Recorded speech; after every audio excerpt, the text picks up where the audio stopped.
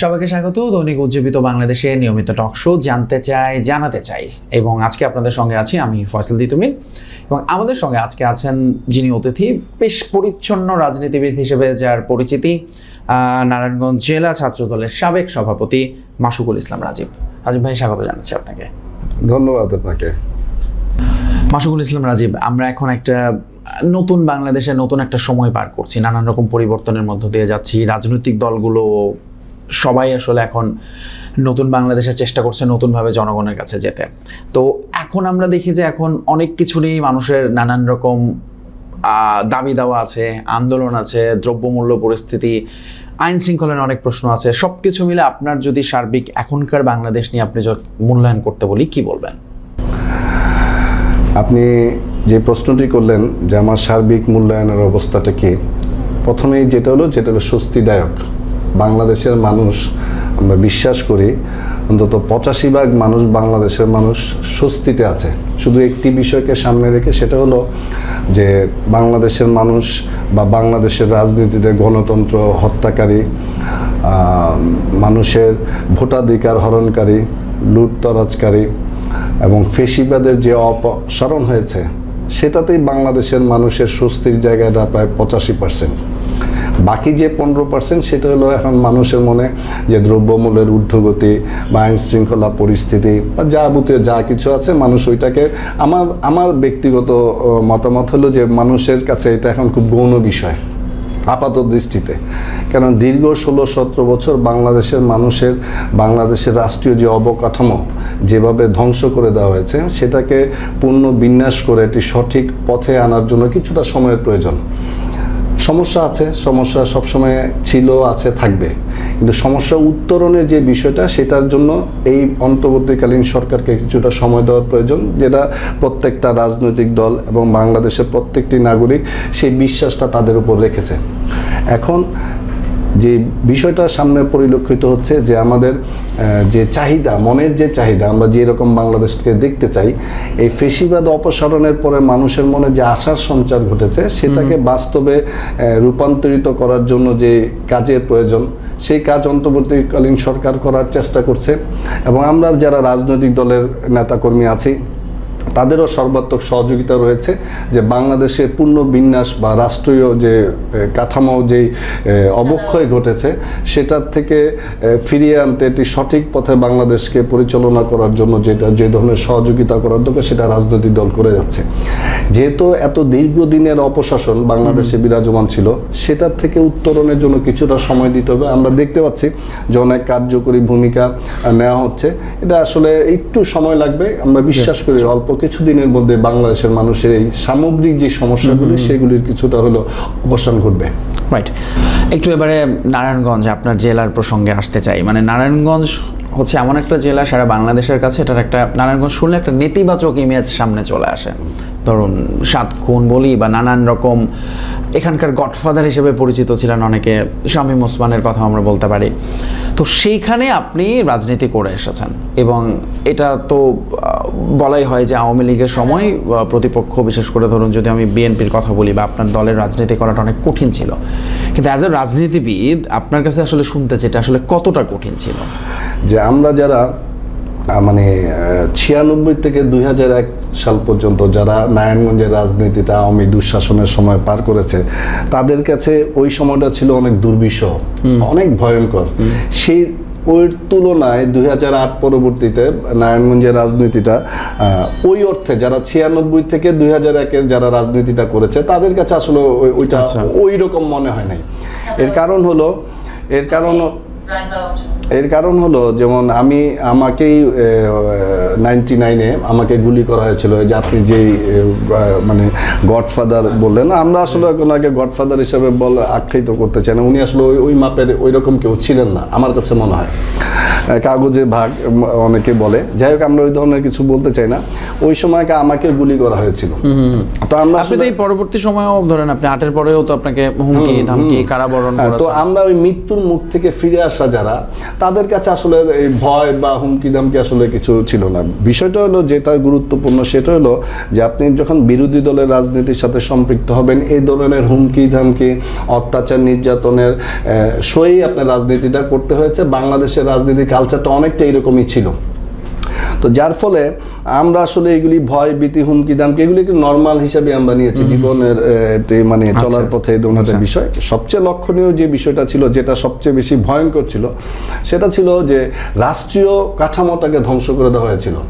বাংলাদেশের মানুষের রাজনীতিবিদ, বিপক্ষের মতাবলম্বী যারা ছিলেন, তাদের উপরে যে সরকারের বাহিনী দ্বারা যে নির্যাতন, সেটা খুব ভয়ঙ্কর ছিল।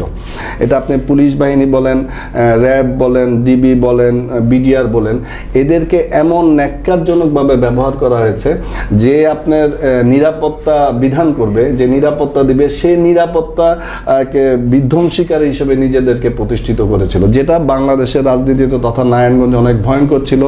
আমরা সবসময় আসলে সেই আতঙ্কেই দীর্ঘ 16-17 বছরটা কাটিয়েছি। পুলিশের নির্মম নির্যাতন, অত্যাচার, বিভিন্ন বাহিনীর হুমকি, পরিবারের উপরে হামলা, পরিবারের সদস্যদেরকে হুমকি, মানে জীবনযাত্রাকে দুর্বিষহ করার জন্য যা যা করণীয় সবটাই করেছে। যেটা হয়েছে যে সরাসরি তারা নারায়ণগঞ্জে আমার জানা মতে যে ওই সময় 2013 দিকে হবে, 13 বা 14 দিকে আমাদের মিছিলে তৎকালীন এই গডফাদারের নির্দেশে আমাদের গুলি করা হয়েছিল, বাসায় হামলা করা হয়েছিল। তো এইগুলির চেয়ে আমাদের কাছে বিবেচ্য বিষয়টা ছিল যে আইন শৃঙ্খলা বাহিনীর দ্বারা যে যেমন মিথ্যা মামলা এবং ধরুন অহেতুক মামলা, যে ধরনের কোনো ঘটনার কোনো বিষয় ঘটে নাই সেগুলির উপরে, মানে এটা বাংলাদেশে এটি গায়েবী মামলা নামে অপরিচিত। মানে এটা ছিল সবচেয়ে ভয়ঙ্কর, কখন কাকে গুম করে ফেলা হয়, কখন কাকে হত্যা করে ফেলা হয়, কারণ কোনো বিচার ব্যবস্থাটাকে পুরো ধ্বংস করে দেওয়া হয়েছিল, সেটা ছিল সবচেয়ে ভয়ঙ্কর। আর গডফাদার নারায়ণগঞ্জের যে রাজনীতি, আমরা আসলে এই ভয় ভীতি কখনোই পাই নাই।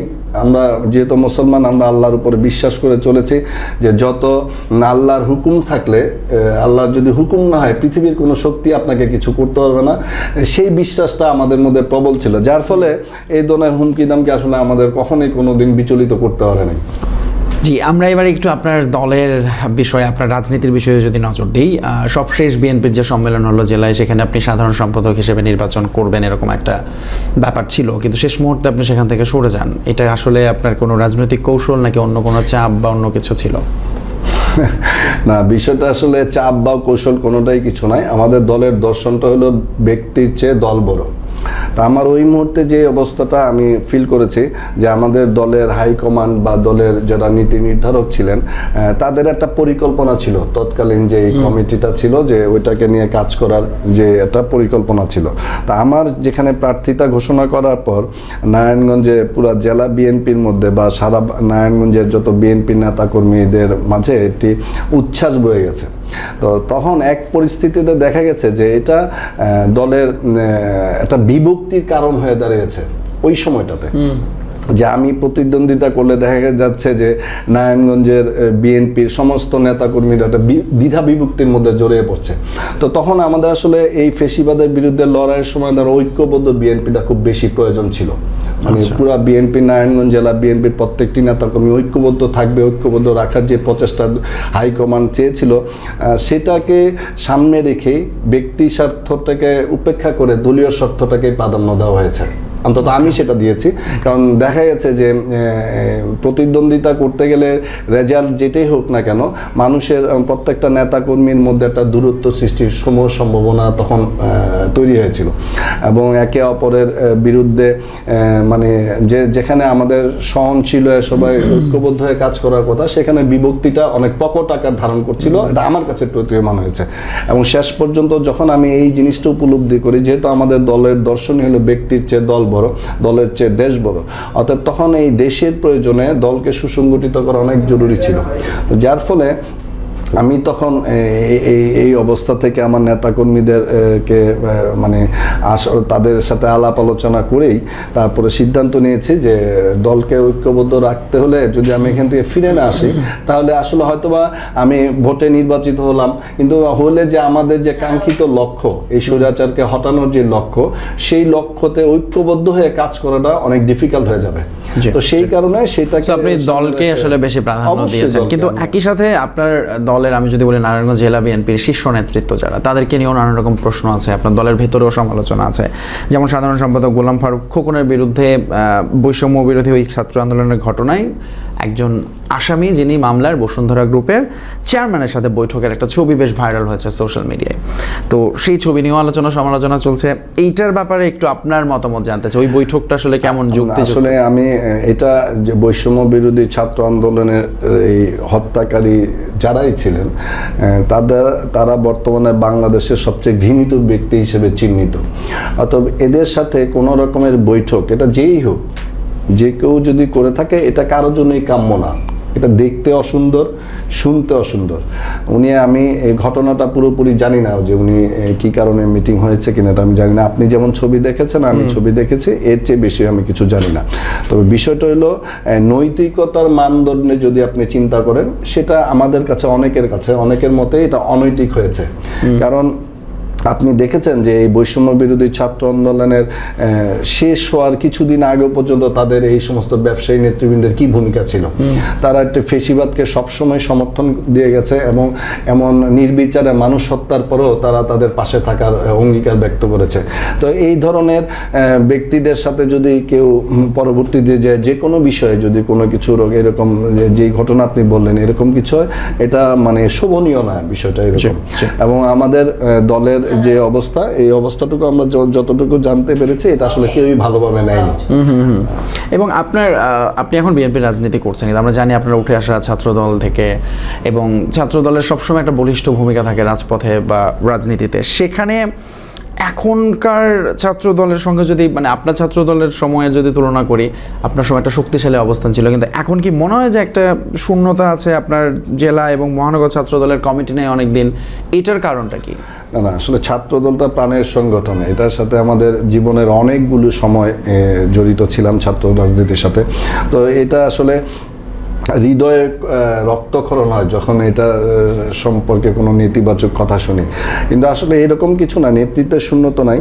সবচেয়ে বড় বিষয় হলো বাংলাদেশের যতগুলি আপনি অর্জন, বাংলাদেশের রাষ্ট্রীয়ভাবে যতগুলি অর্জন, সেটা আপনি ৭১ বলেন, ৫২ বলেন, ৯০ বলেন, ২৪ বলেন, সব কিছুতেই সবচেয়ে বেশি অগ্রণী ভূমিকা ছিল ছাত্র সমাজে।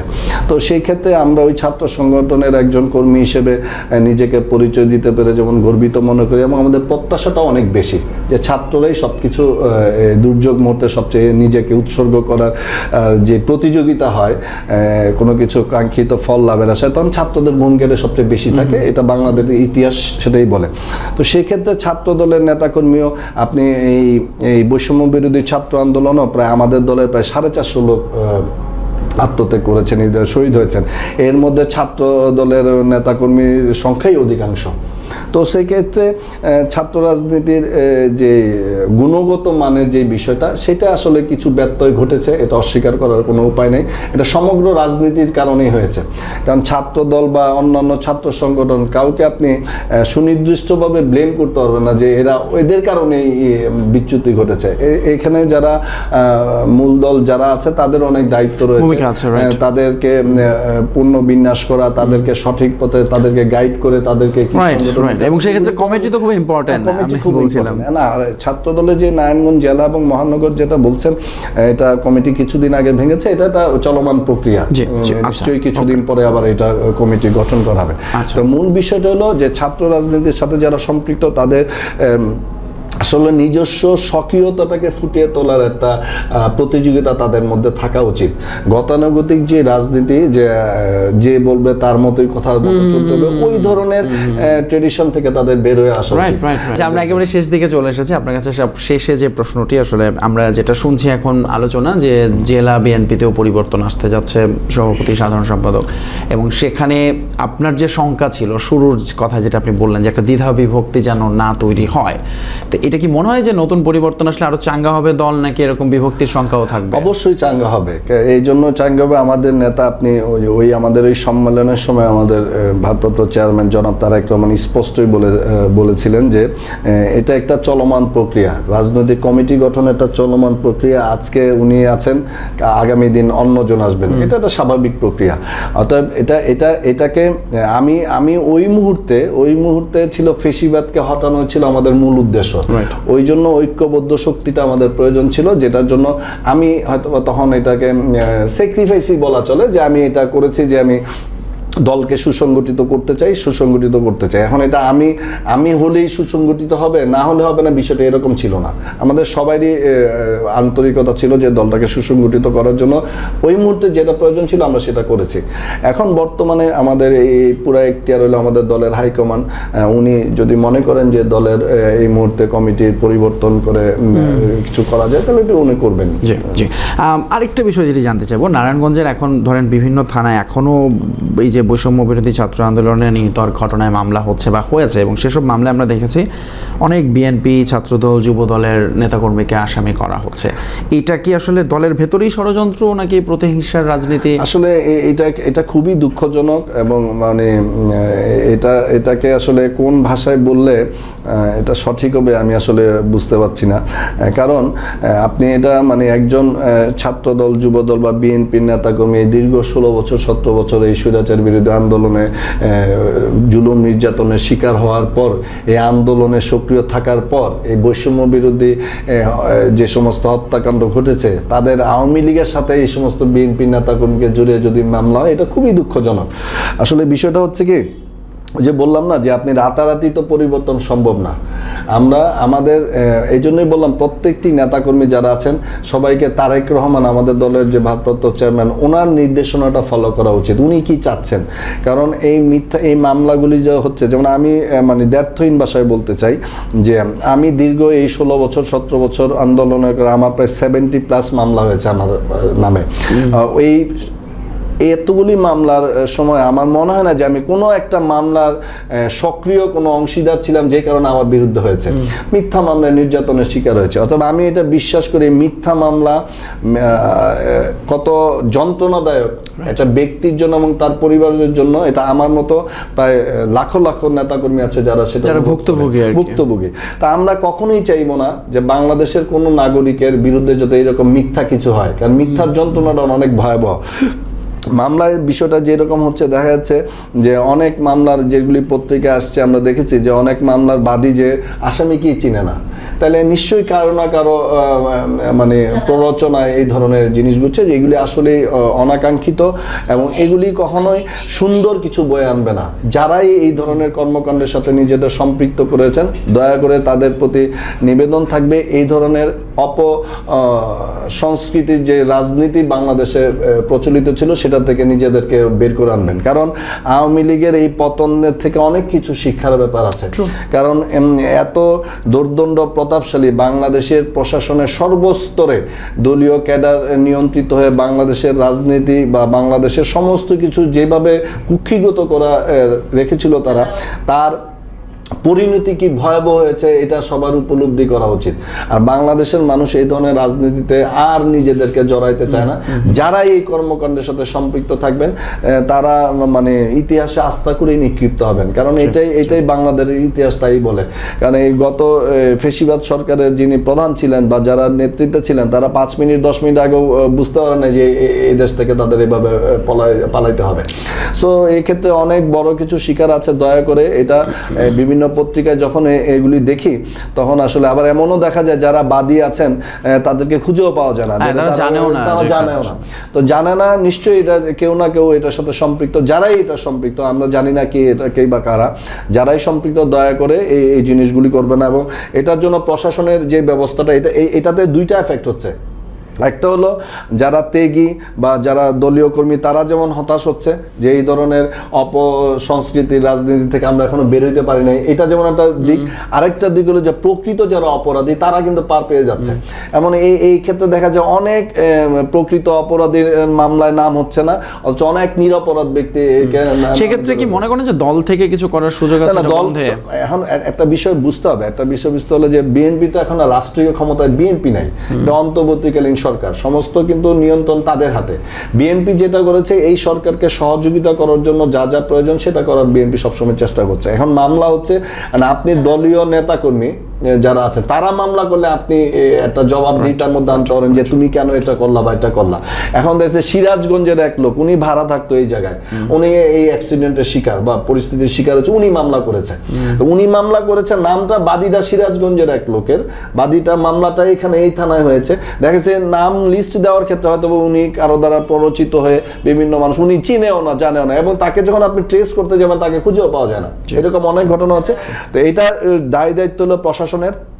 সবচেয়ে বড় কথা, বাংলাদেশের মানুষের মধ্যে প্রশাসনের প্রতি যে আস্থাহীনতা তৈরি হয়েছে সেটা থেকে বের হওয়ার দায়িত্ব ওনাদের।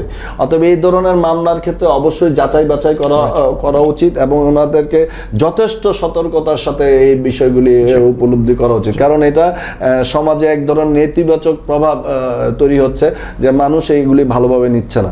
আর আমরা যেহেতু আমি পুরো দায়িত্বটা আমার উপরে নিতে পারছি না, যেহেতু আমার দল এখন ক্ষমতায় নাই, যারা আছেন দায়িত্বশীল জায়গায় যারা আছেন, প্রশাসনের কর্তা ব্যক্তিরা যারা আছেন বা যারা দায়িত্ব আছেন, তাদের এই বিষয়টি অনেক গভীরভাবে এটা মনোযোগ দেওয়া উচিত।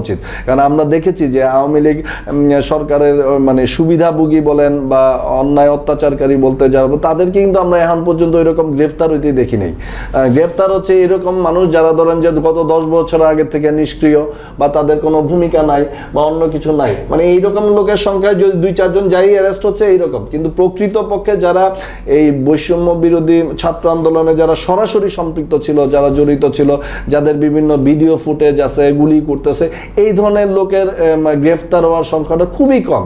অতএব ওনাদের প্রশাসনে যারা আছে তাদের দায়িত্বের মধ্যে পড়ে এদেরকে খুঁজে আইনের আওতায় নিয়ে আসা। জি, অসংখ্য ধন্যবাদ মাসুকুল ইসলাম রাজীব এবং শুভকামনা আপনার জন্য। আপনাকেও ধন্যবাদ। এবং উজ্জীবিত বাংলাদেশে যারা দর্শক আছেন তাদের প্রতিও রইল শুভেচ্ছা।